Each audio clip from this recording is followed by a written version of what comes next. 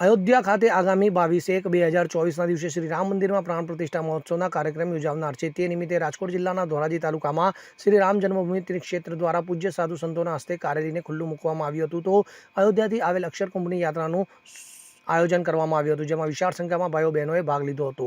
આ યાત્રા કષ્ટભંજન મહાદેવ મંદિરથી શરૂ થઈ રામ મંદિર ખાતે પૂર્ણ થઈ હતી, જ્યાં પૂજ્ય સાધુ સંતોના હસ્તે અક્ષરકુંભનું પૂજન કરવામાં આવ્યું હતું। ત્યારે આ બંને કાર્યક્રમમાં સુપ્રીમ મુરલી મનોહર મંદિરના મહાન બાપુ, સનાતન આશ્રમ તાલુકા મહંત પૂજ્ય ભીખાદાસ બાપુ, મોટી હવેલીના પરમ પૂજ્ય બાબા શ્રી રક્ષિત બાવા તથા જીનામ સંપ્રદાયના મહાન કાપડી બાપુ હાજર રહ્યા હતા।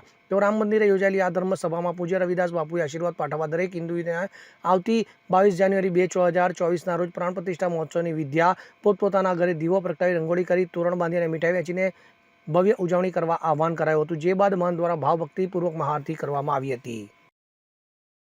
અલ્પેશ ત્રિવેદી સાથે CN24 ન્યૂઝ, ધોરાજી। હવે જુઓ દેશ દુનિયાની તમામ ખબરો તમારી આંગળીના ટેરવે। ઉઠાવો મોબાઈલ અને ગૂગલ પ્લે સ્ટોર પરથી ડાઉનલોડ કરો અમારી CN24 ન્યૂઝ મોબાઈલ એપ।